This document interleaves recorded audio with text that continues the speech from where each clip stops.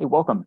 My name is Zach Air, and I am the Education Manager for United World Wrestling, and I'd like to welcome all of you for attending today's webinar. Today's topic really is it's geared for coaches, and I think really all levels of coaches too, because I think sometimes when we look at the topic of discovery games and gamification, coaches are like turned off on the idea of, how are we going to implement games, and is this, really, are we really training wrestling and doing this? And honestly, when I look at it, this isn't really for the beginning level coach. This is for the coach who wants to be really good, because this is not an easy process. Anybody can play games, in their training, but it's how you implement the games and what the learning objectives are and how you design it. There's a lot that goes into it. And, what I can tell you just from an example, I don't think it matters what age group you're coaching. Like, everybody enjoys participating, competing, and playing games. One of the first tournaments that I went to was in 2004, and I was traveling as a referee, and I was going with our Greco national team to the Polansky tournament in Poland, which was a preparation tournament for the Olympic Games that particular year. And so when we were there, we were there multiple days before the competition. So I went with the team for training, and I worked out with them, and I certainly got beat up a couple times, not literally, but worked out with them, and they were tough. But I also remember playing games. Like, we played, kind of like a version of, handball kind of in the process, and just modified. But here were gentlemen that were at the end of their careers. This was their last, year competing, and yet they still enjoyed, playing games and being active and doing that. So I certainly think that there's a lot of benefit that could come from being able to implement games and implement games correctly into practice. And nor am I saying that that should be done every single, every practice that you have. You're gonna play a game all the time, but implementing them at the right time and being able to design games, I think, can be very beneficial for whatever age group that you are coaching. Now, to get started, we want to run a quick poll here, and the first one here is just, where's everybody from, and what's your current role in wrestling? Like, as we take a look at this, is this, coaching? What age group do you coach? Are you a national team coach? Are you a referee? Are you an athlete? Just kind of get an idea where everybody's at. And certainly with the second question, you can pick as, many boxes and check as many boxes as that qualify. I know that I probably would be able to check, a few of these boxes myself. So I'll give you another few seconds here to do this, and we'll share the results.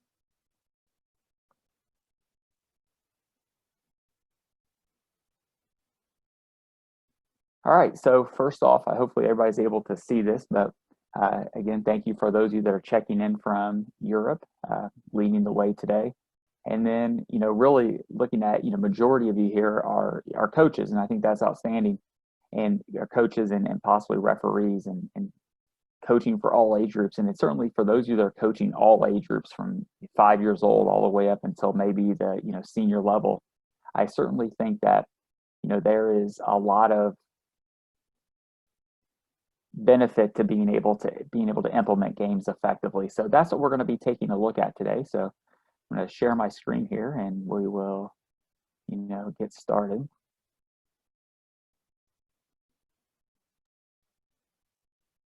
All right, the first thing I want to bring up here is the United World Wrestling Academy, and this is just a quick promotion. I would hopefully by the end of the week, that's certainly our goal, is to have the Academy platform up and running. And this is an education site really for everybody. This will be for referees, coaches, and athletes, as like a one-stop place to get the educational resources that we have available at this time. When the platform is launched, we will have a series of different courses. For example, I have Ready to Wrestle, which kind of just outlines a little bit of the history of wrestling and where it came from and where it's at today. Along with the online rules, we'll have a small course on learning what the rules are. And then we'll have coaching courses, and we'll have one referee course. Our coaching courses, we're going to begin with one. We'll have Introduction to Coaching and Safety. But we're going to be adding probably at least 4 more courses over the next few months. So it's certainly going to be a great place to go. And also for, there's also videos on there as well for those of you that are coaching that has technique and from kind of introduction, getting started to what are some of the 7 basic skills leading up to, more complex techniques where you're putting multiple things together. So I think it's a great place to go, and I would certainly encourage you to be on the lookout on social media and on the United World Wrestling website for when that's launched. But hopefully I'd expect that here in the next week. At least that's our goal. The first part we have up here, the quote, I think this is such a great quote, and just from a teaching perspective, and I teach, whenever right now we're currently on summer break, but 10 months out of the year I'm actually teaching science at one of our schools, and I really firmly believe, this quote is really important. Is, tell me and I forget. I know that a lot of times when we grew up, coaching wise and teaching wise and learning, we were just told, like we were lectured, it was direct learning. They told you what you wanted to know. But we're at a situation now where if you just tell me things, I'm probably going to forget those. What we want to focus on is the teaching part. Teach me, I can remember. That's what are we doing to practice? How are we teaching them in that process? And even better, involve me and I learn. Getting them involved and being actively involved at practice, I think, is such an important part of learning and getting this process. And this is really where you're able to implement some games and discovery games into this process. They can still learn and be actively involved. So that's what we really want to focus on today. And I'm going to kind of give you hopefully some strategies and some things to consider, best practices for how to do this. Today's key questions that we're looking at here, and hopefully by the end of today's webinar, you're going to be able to answer these questions. The first one is, what is gamification?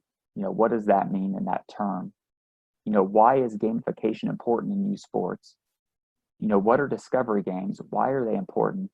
And then how can we implement those? What are the best practices for doing that? So that's certainly my hope at the end of this, that we're able to get all of these questions answered for you. The next thing before we get started, I want to do another poll, and I have a quick question here on this.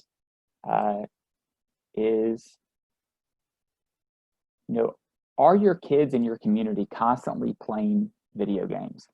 Like, is this something that you see often where you're at? I'm certainly interested to get this because I'll give you my perspective, in terms of where I'm currently at and what we see kind of on a daily basis. A couple more seconds here.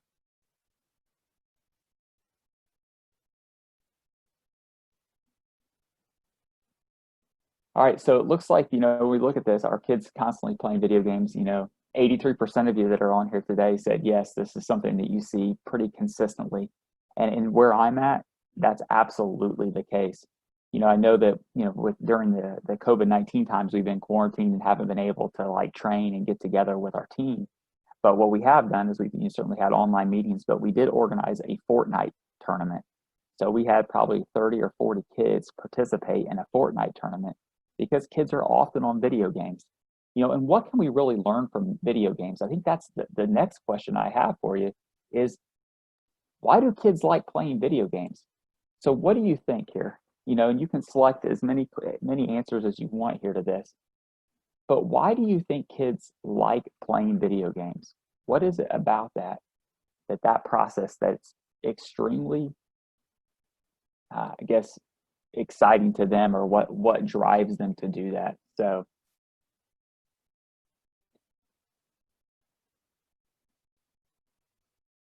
again, there's multiple choices here in this process, and you can select 1 or 2 or 3 or how many ever you want to that you think answers this question the best. Why do kids really enjoy playing video games? Now, I can tell you the video games have changed significantly, because I remember getting my first Nintendo when that came out 20 or 30, 40 years ago, and still playing those games. And certainly it's came a long way from a technology and your ability to be able to play with others, online, etc. So, all right, a few more seconds here and we'll kind of share the results.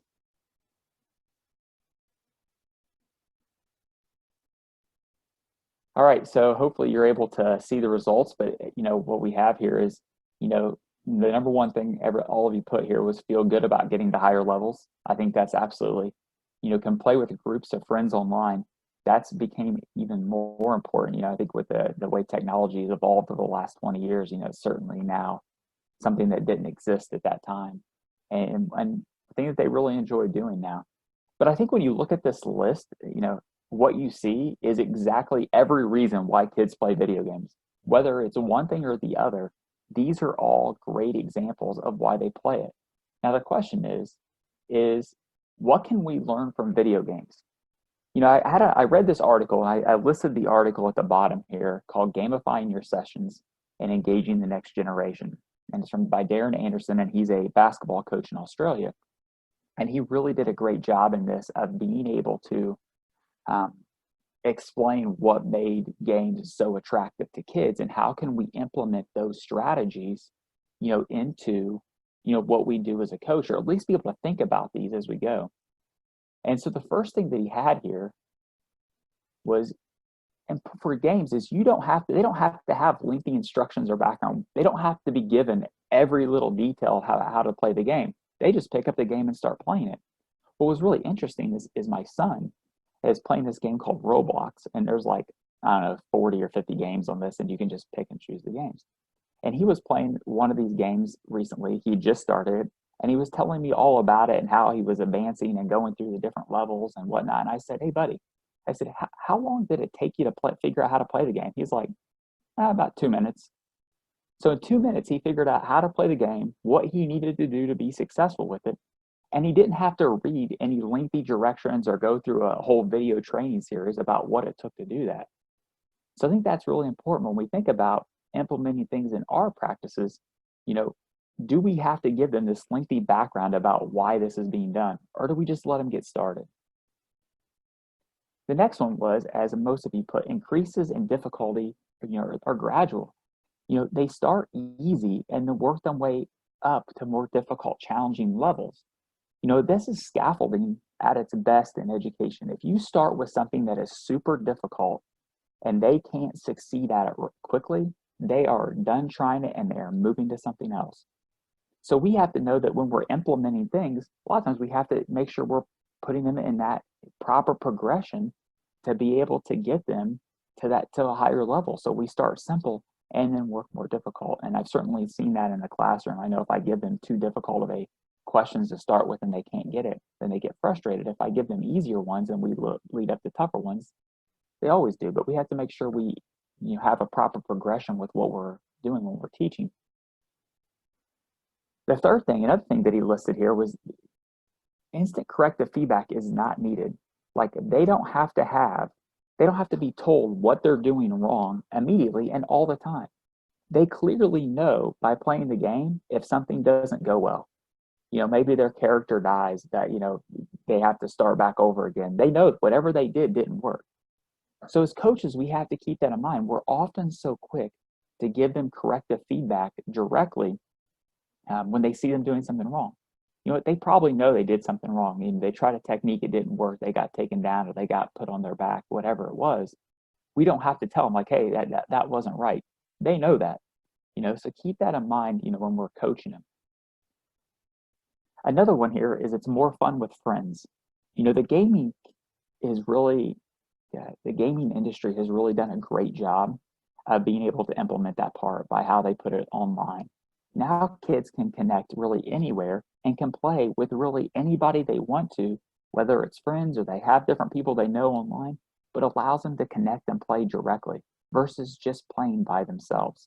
And when I grew up, we played games. It was by yourself or somebody had to come over and you played the game together. But there was no playing games online and interacting with a lot of other people. They changed that. And because they changed it because there was a need, because everybody enjoys playing against other people. So keep that in mind too as you're in this process. And lastly, there's no waiting to play. They don't have to wait to play the games. They pick up and they start playing it directly. I know there's a number of sports where, you do a drill and then you go stand in line and wait until it's your turn to do it again. Well, that downtime is such an opportune time to continue to learn and develop. And so I know in wrestling, we try to keep our kids active at all times. Like there's not a lot of, unless they're taking a break and we have groups rotating on and off, and that time off is to get a break. We typically want to keep our kids active and engaged the whole time during that training session. And that's an important part because kids, they're moving quickly through things. And if they're not playing, they're moving on to something else. So I thought this was a great article, and he indicated some other things too, as well as like being able to customize themselves. And I think it was a great article, and I would encourage you to look it up and even read, more details about it. But it really sets the beginning for why is gamification important. So the next part here is, what is gamification? What does that term mean? And what are the benefits to it? Gamification really is just a process of thinking. It's how can we implement games to be able to engage the wrestlers? Can you take a drill that you're doing now as a coach and implement that and make that into a game setting?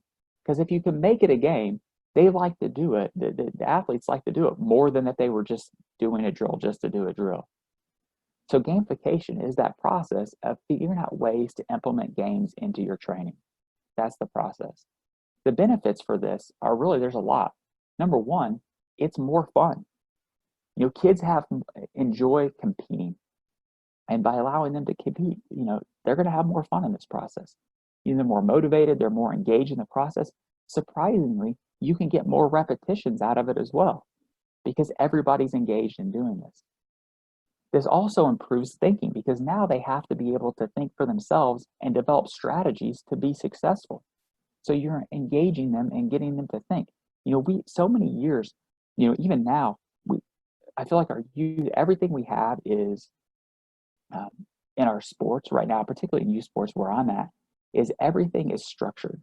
There's structure to it at all times. And not that I don't like structure, but sometimes you have to be able to figure things out on your own. And if you can develop that thinking and thinking for yourself very quickly and what needs to happen, that is a life skill that goes with them forever. Because so many kids now are so used to being told what to do that they can't think for themselves. And I think implementing games allows them to start developing some of that thinking. And it also allows the last one here listed is learn by experience. They're learning the game by playing the game. So I think it's an important part. Now, what's surprising is, as we talk about this really is not a new concept. This concept has been around for a while. It was adopted. A concept that we're looking at here was called teaching games for understanding. And this was developed by Bunker and Thorpe in 1982.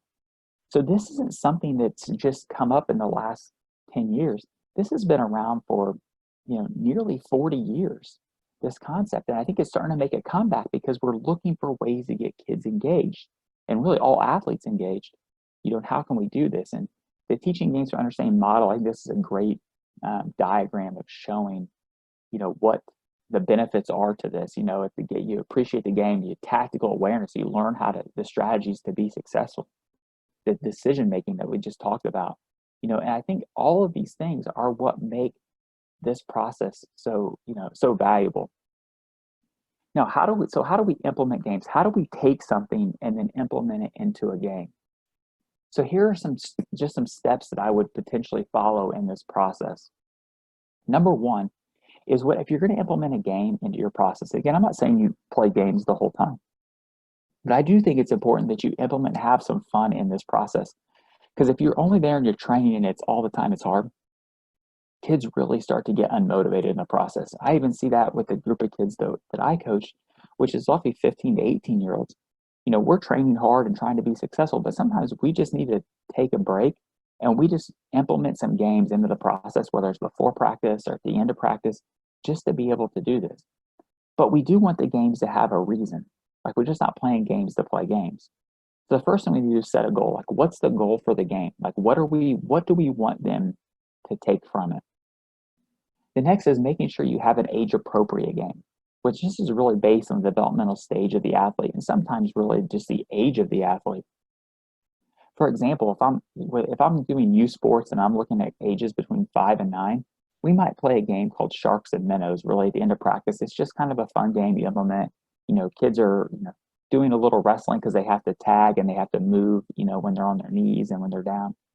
But it's certainly not a game that I would implement or play with 15 to 18-year-olds. Like that's just not going to not be there. So you have to figure out something that's age appropriate.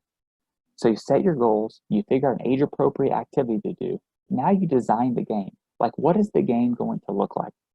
And just because maybe this is how the game is played doesn't mean you can't change it or you can't design your own. You don't have to just take one that's already been done, design your own. In this process, you also have to be flexible because you might have this idea and you might start doing it and then it may not work as well as you want and you have to make adjustments. But once you design it, really just get them playing, get them actively doing it. And then here's where the teaching part comes into it. It's your ability to question them during that activity. I'll give you a quick example. So we do a drill. We had a drill, it's called a face drill. So we put one wrestler down on their hands and knees, and the other wrestler is out in front of them. They put their chest kind of on the upper part of their back above their head, and their arms go in their armpits, and we start in that position. And now the drill is, the top wrestler on top is trying to get behind the bottom wrestler, and the bottom wrestler has to continually keep facing them. And we get in this position a lot, and we have to be able to be successful from both positions. So instead of taking this as just a drill, we start implementing this as a game. So now we keep score. Now we say, all right, the goal, you just start, and here's how you start it. You start by putting them in this position, and you say, all right, the goal is to get behind. And that's it. And then you let them play the game. Then after they both have an opportunity to go and you keep score, see who wins, and then you ask the question, like, well, what was it you were successful about? Like, what took it for you to get behind him? What was a strategy that you did when you were underneath to not allow them to get behind you? You start asking them questions, and now you're developing the skills. And you're doing the same drill you did, but you set it up as a game. The kids are competing, and now it's a different. They take a different approach to it. So I think if you can take things that you have and implement those as games and find ways to do that, I think you have an opportunity to be really successful as a coach. And this process, honestly, is not for your introductory coach who's just getting started. This, in my opinion, takes a coach that understands and is a great teacher, because you have to have the ability to ask great questions in this process. So to me, this takes a highly skilled coach to be successful at implementing these correctly. The next part I want to look at specifically is what are discovery games. This is kind of like if you're looking to introduce technique and you're looking to introduce skills in this process, this is a good activity to do. And these are just, in general, what they are. We call these discovery games. But you can see from the different things, like what are the major concepts in this? First off, they teach skills through games. That's what it is. Like we're playing games and we're teaching skills. Now, what they do with this in discovery games is you break your skills into the simplest points, and then you start increasing detail over time. So you start with a game or activity, and you start with the simple ones, and then you progressively increase the detail with them over time. What's good about these are the wrestlers are the active participants in the game. Everybody is able to participate in this.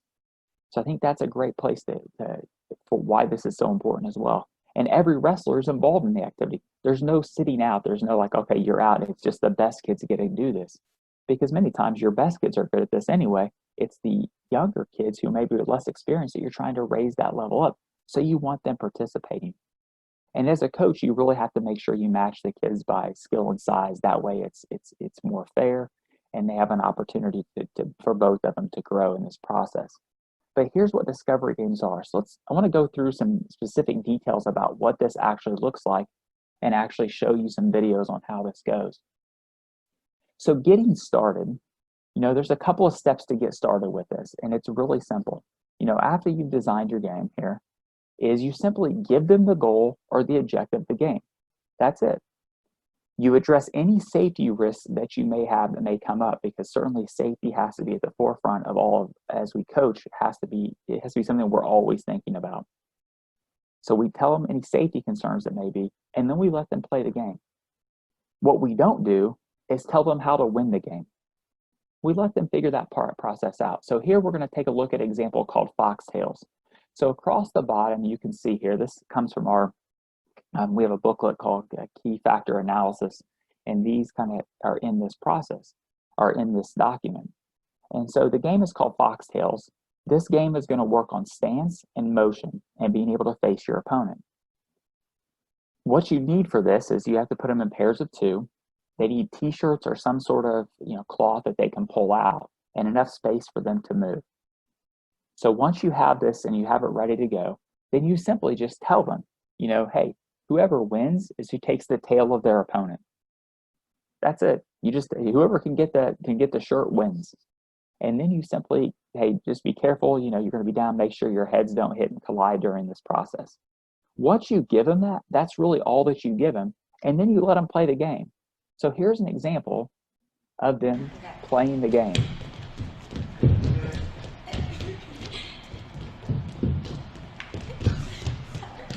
And again, they're older and they're kind of, they're just demonstrating how this is played, but certainly Helen was the winner here in this game. And so this is really just the start. But what I want you to notice is the game wasn't real structured. They really weren't doing a lot of things that were great. That's going to be normal. As a coach, you have to expect that when you implement this, it is not going to look perfect as you go. But this is where your job comes into play as a coach, is to be able to get them to that next step as we go. So what are the next steps in this process? So the first part, when we get this, is really, this is a part of what we call guided discovery. And guided discovery is really this process of asking questions. I think great teachers and great coaches ask great questions. They don't tell people what the answers are. They pull it out of them. Everybody can eventually get to the right answer. You just have to ask the right questions. And I know as a teacher, just in the classroom and teaching science, when I'm in there, they'll ask me and I'll circle, and I never give them an answer. Like, they might ask me a question and I answer their question with a question. So as coaches, we have to be able to ask great questions. Some questions just for this might be, what strategy worked well? What strategy did not work well? What did you do that allowed you to win? What it may be something you did that didn't work well. And you start using their answers to formulate the steps and improve that technique and train those skills that you want them to have. One thing that I would, in this process is really what you're doing is you're leading the participants to the key factors. What are the important points that you want them to have? And you're leading them to that process. One thing, strategy as a coach, one thing I would recommend doing is certainly always, you can identify a couple of, athletes in your room very quickly. And you're like, hey, that they know what's going on. So that you always have somebody to go to when you need the right answer. Because sometimes you'll get some different answers and you're like, okay, yeah, thanks, that's a good answer. We'll think about that. Okay, let's move on. Johnny, what did you do that worked well? You can always go back to that athlete to try to get the best answer possible. And you continually work to get that. So for example, here, some questions that you may have here may say, how do you keep your tail from your opponent's hands the whole time? And an answer they may give may be, facing her or him all the time. Another question is, how can you move to face your opponent all the time? So you take their question and you build the next question.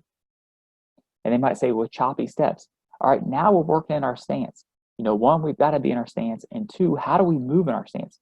So now we're teaching that goal of implementing stance and motion, and we're doing it with a game. So we played it first. We've now asked great questions, led them to the answers we want, and now we're ready to play the game again. So now watch the game again. Watch the two wrestlers, here Helen Maroulis, Olympic champion, play this game again. Notice how they're in much better position.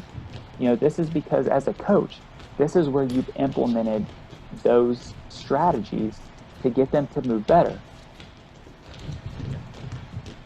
Now they're picking up the speed, they're moving, and now they start implementing more. Notice the next step they did, so now we're seeing how this is being done in transition.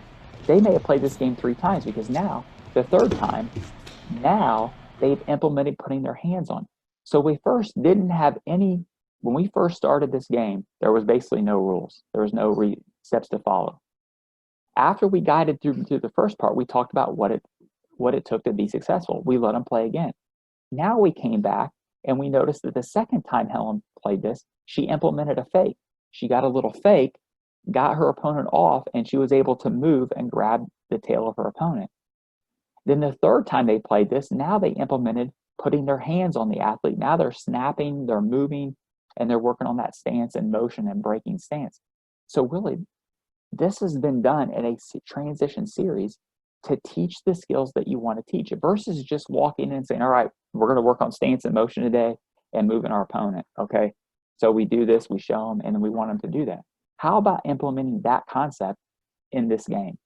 Certainly something that I think could be done, you know, to some extent, really at multiple levels here. So this is just a good look at what this is. Putting this all together, kind of like a best practices summary. So when we see this, you know, when we start, here are the main points when we have this. First, you just organize the game, get it set up, you know, make sure you have all your details, you've thought about it ahead of time. You state the goal of the game, give them limited information, almost no way strategy-wise on how to be successful, and you address any safety concerns, and then you let them play. You just kind of turn them loose. And again, this is what it takes to be a great coach. Is again, this isn't for those of us coaches here that are, you know, just getting started and we're just playing games to play, because we're going to follow this up with great questions to help them learn the key factors. And then once we have that, you know, we're going to implement and get to what it takes to be successful. Then we're going to come back that second time. We're going to play that game again, and look for the use of the learned skills. Then you can play this as many times as you want after that. So I think there's a lot of, you know, just a simple process that you can follow with this. And here's a quick example of this being implemented in a setting. Now the video is a little dated, but I think it's really good. Here we see a modified game where the goal is to keep the opponent broken down flat to his stomach. After observing his wrestlers for a few minutes, our coach sees that they're having trouble maintaining good breakdown positions. He freezes the action and asks questions similar to these. Hey guys, what are we supposed to do in this game? Keep the bottom wrestler on his stomach. That's right. And how do you do that? Chop the arms or pick the ankles. You also need to maintain pressure on top. Good. Anything else? You have to keep weight on him too. That's right. Chop the arms, pick the ankles, and keep the weight down on him. So now let's continue the game and work on the breakdown position. Ready? Wrestle.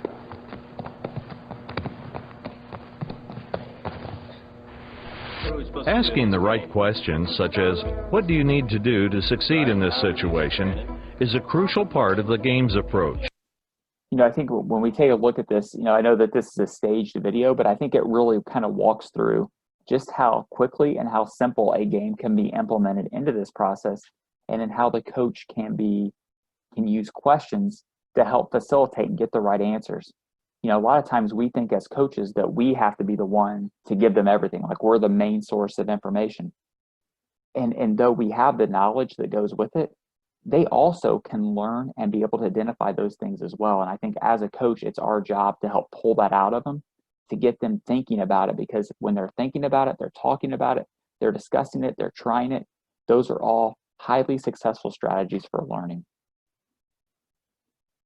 So now what we'll do is take time to go through a few questions. So if you have any questions that have come up, if you could go to the Q&A button at the bottom of your screen, and you know, if you pull that up, you can simply ask any questions, and I'll go through and, you know, answer as many as I can in the time period. So we'll get started here. So you know, what are the benefits of that game on wrestling?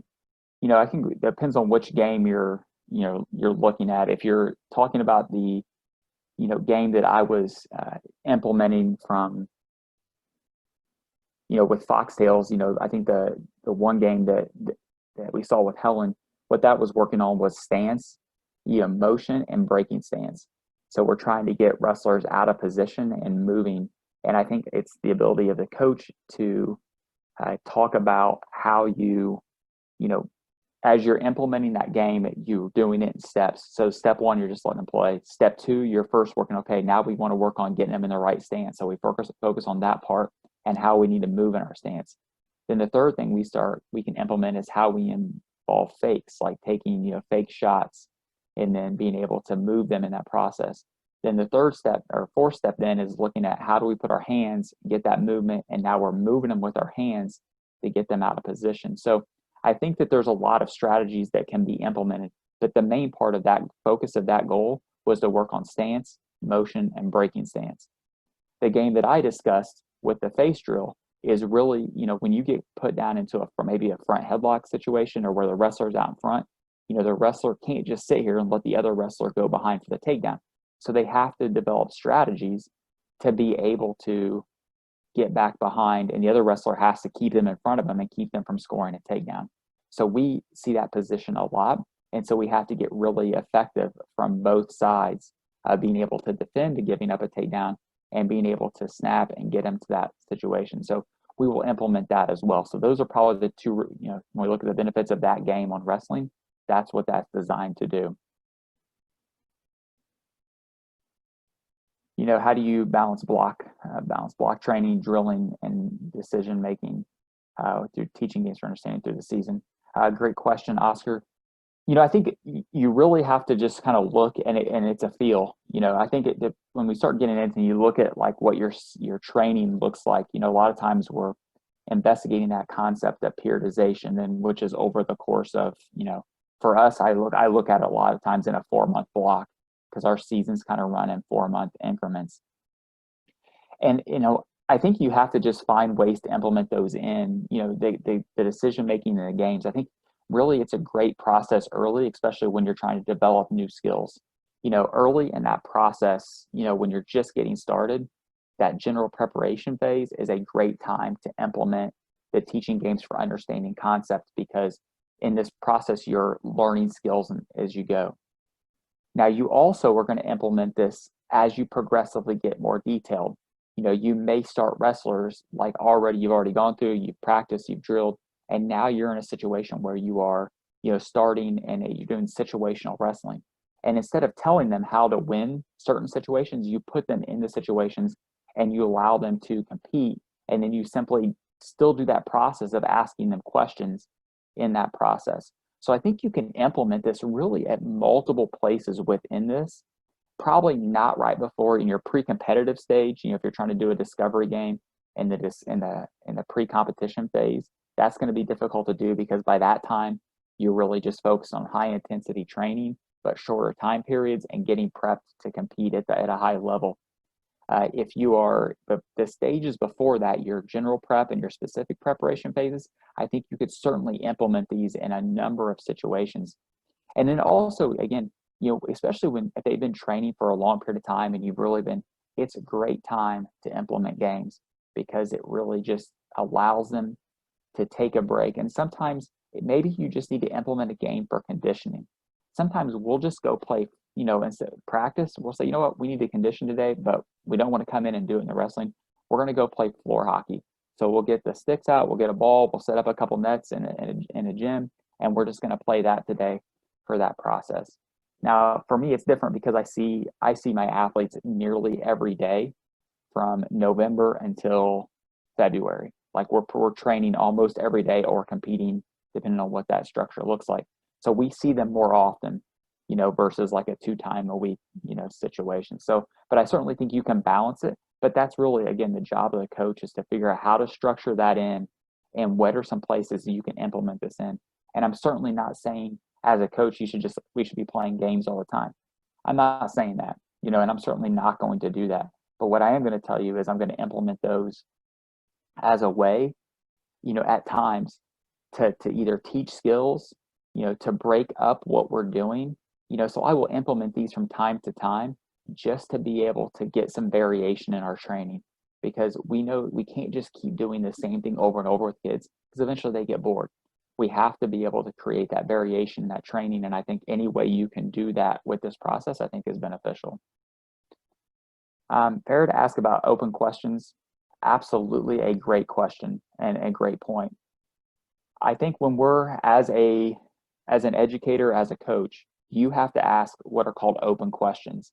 And open questions allow the athletes and whoever you're asking a question to explain their answer to the question. Open questions allow them room to explain what they think and why they are answering it the way that they are. Whereas closed questions are typically one-word answers, yes, no. We want to avoid that because we want to continually get them to thinking. And sometimes we can lead them into those closed questions. And we want to say, hey, what strategy worked for you? And then they say, okay, they give you that answer. The next question is, well, why did that strategy work? And then you allow them to explain, and then you can look for details in their answers to ask the next question. I'm telling you, questioning, if there's one thing as a coach that you really want to focus on to get to another level, is your ability to ask questions. I think I brought that up in one of the last webinars I did, talking about one of our national team coaches that I'm really good friends with, and I was talking to, a few weeks ago. He talked about this exact process of questioning that national athletes, after their competition, just to get them thinking about what it is to learn more and how can they implement what they want to do into what they're doing versus, maybe how they performed. And so I think that part of questioning is important, and certainly the process of open questions is even more important. Are there any websites of different games you can use specifically for the sport of wrestling for different ages and levels of skills? Great question. So one of the things that we are going to have on our Academy platform when it comes up is there's going to be, under the resources tab, I believe, is going to be something called Wrestle for Fun.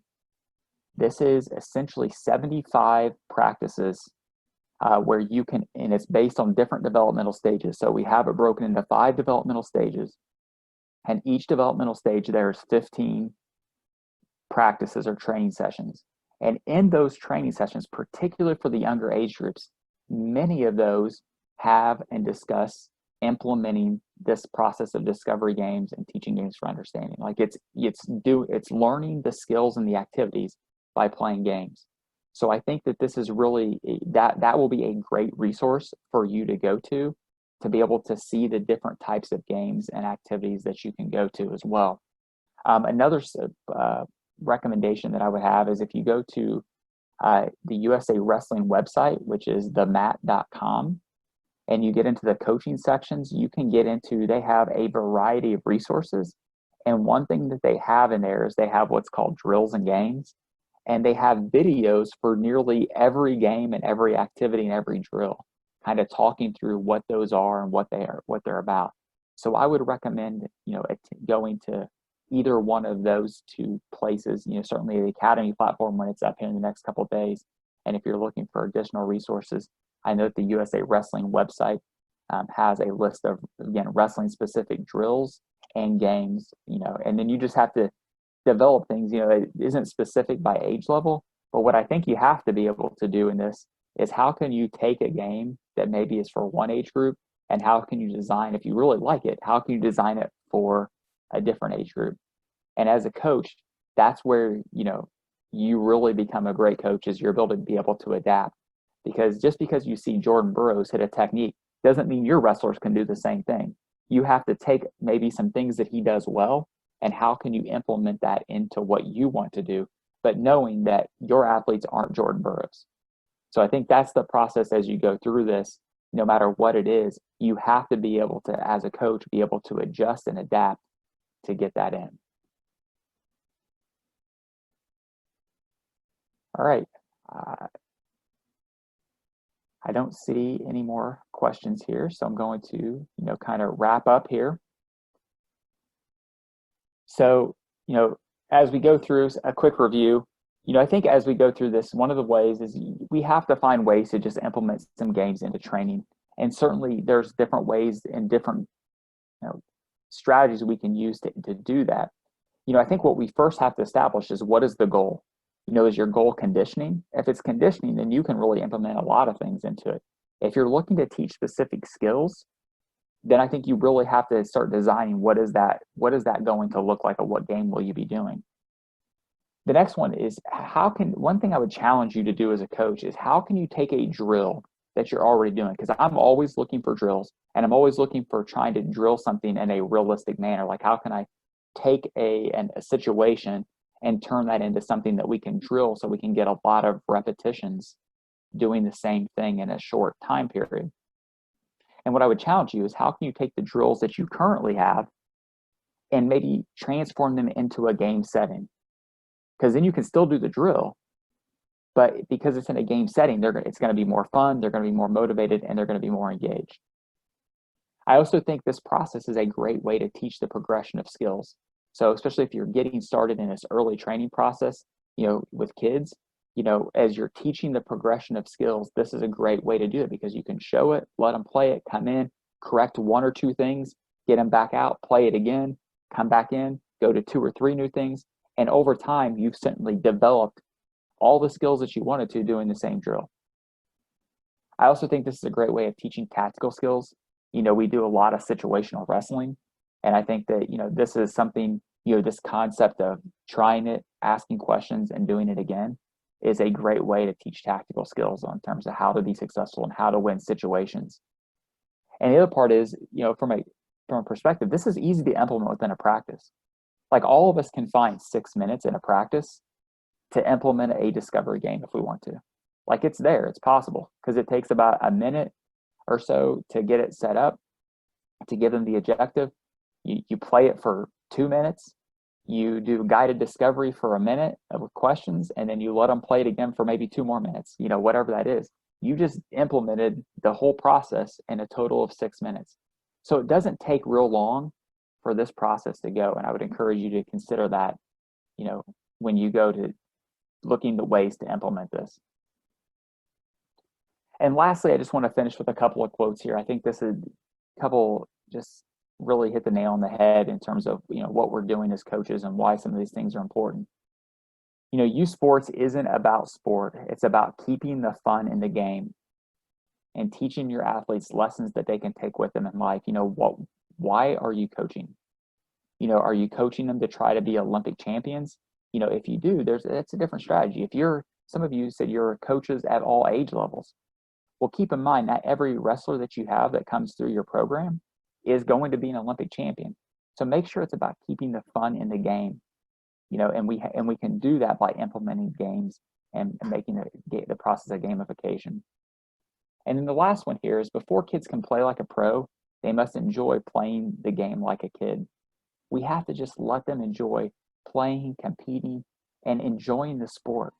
And if we do that, those that want to get to that next level will get to that next level. But again, not everybody's going to be there.